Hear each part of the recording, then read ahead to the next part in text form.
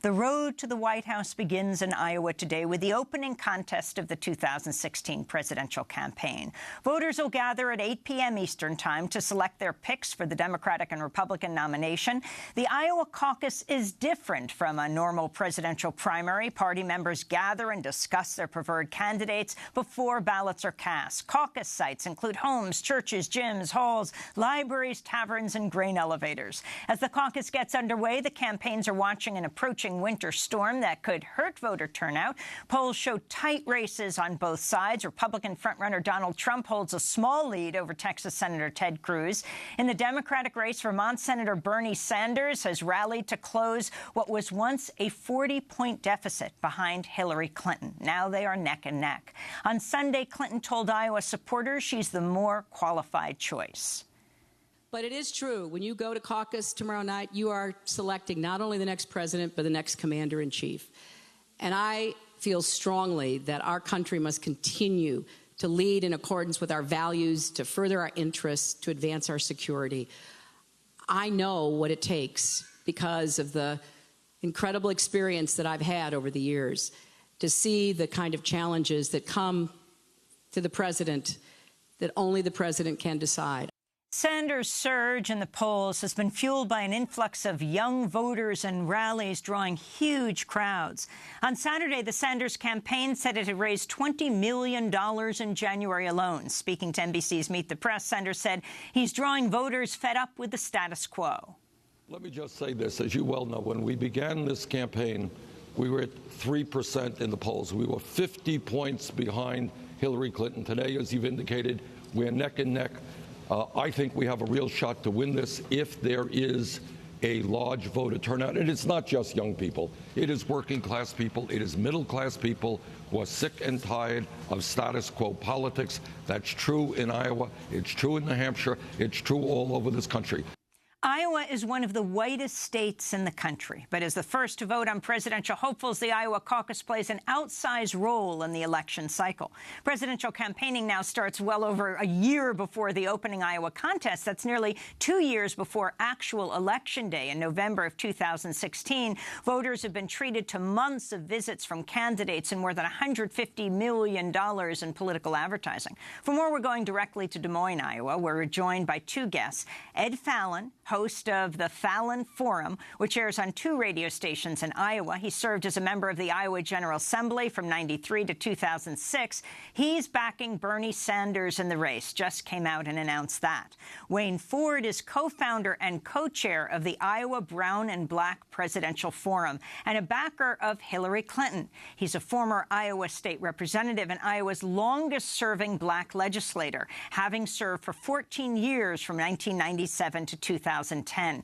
We welcome you both to Democracy Now! Wayne Ford, let us begin with you. Give us a lay of the land. I mean, you have Iowa, one of the whitest states in the country, behind, Maine, Vermont, New Hampshire, which is the next primary state, West Virginia, and then Iowa. It is determining. It is setting the stage. I mean, the person who wins is not necessarily the one who will win for president, but it really sets the tone for the entire presidential race.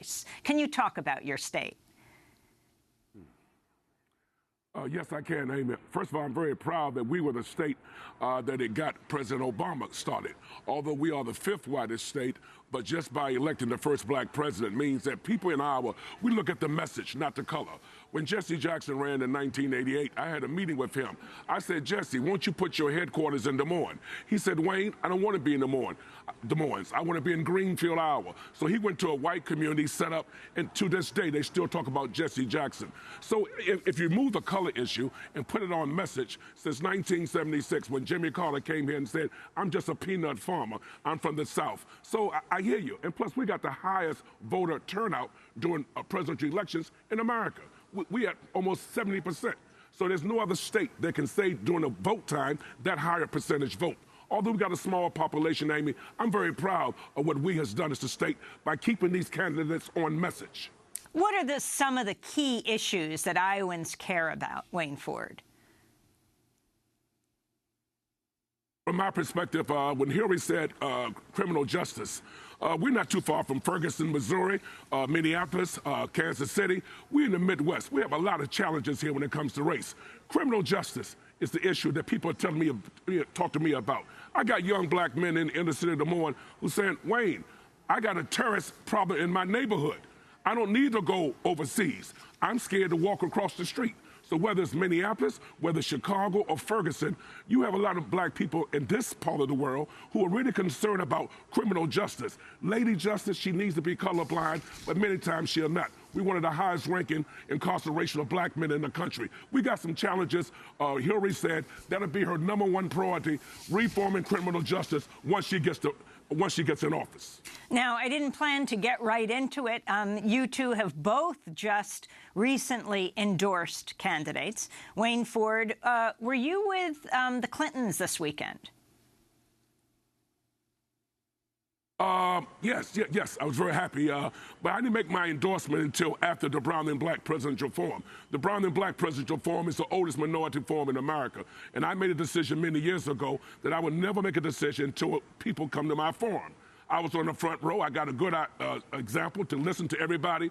But when she mentioned criminal justice, when she mentioned from the grave, not to the grave, but when she mentioned from birth to college to the cradle, I understood that. So she mentioned some things that was very exciting to me, and that's why I was very happy to be with the Clintons this past week. Well, we're going to go to some of the clips from that forum, but I want to bring Ed Fallon in, radio host, who has just recently endorsed Bernie Sanders. First, Ed, talk about what you think is most important for people to understand about Iowa, and then we'll have a little debate, discussion about who you're both endorsing. Well, Iowa is more diverse than most people think, and we are more urban than most people think. But rural issues obviously are very, very important here. One thing I've been very interested to see is the growth and interest about climate change. That issue has gone from very little conversation to quite a lot. There's been a whole bunch of nonprofit organizations that have been helping to push that issue along, including the Climate Mobilization, which just staged a climate emergency caucus, which Bernie Sanders won hands down. He cleaned up at it. I mean, I think there's a real strong sense that Sanders is the best candidate to deliver the emergency economic transformation we need to fight climate change. And so that's why I came around to endorsing him after that event. But the other issue that's of particular interest to me is this proposal for a new pipeline across Iowa. You know, with the Keystone Pipeline dead, and the oil industry still wanted to get that Alberta tar sands oil to market, they're trying to build a pipeline through Iowa, and that has united libertarians, environmentalists, landowners, farmers. And at first, like a year ago, you wouldn't hear any candidate mention it. And now Bernie Sanders is, in fact, running advertisements about his opposition to it on the radio. He's got flyers. He's talking about it in every speech he gives. So to me, it's really encouraging to see that at least one candidate on the Democratic side and actually Rand Paul on the Republican side have both come out against that issue, because that ties so strongly into not just the issue of climate change and water quality, but also of land rights. You know, to think about how the government would have to approve eminent domain for a private oil company in order to take the land needed, it's so wrong, and it riles people up in this state. About 75% of Iowans polled are against the use of eminent domain for that pipeline. So I'm actually surprised more candidates haven't come out against it. We haven't heard a word from Hillary Clinton on it, by the way. Let's go to break, and then we're going to come back to this discussion. Wayne Ford is with us, co-founder of the Iowa Brown and Black Forum. He has just endorsed Hillary Clinton, where he's in Des Moines, and he's also a former state legislator. And Ed Fallon, the radio talk show host who served in the Iowa General Assembly and has just come out and endorsed Bernie Sanders. We'll be back with them in a minute.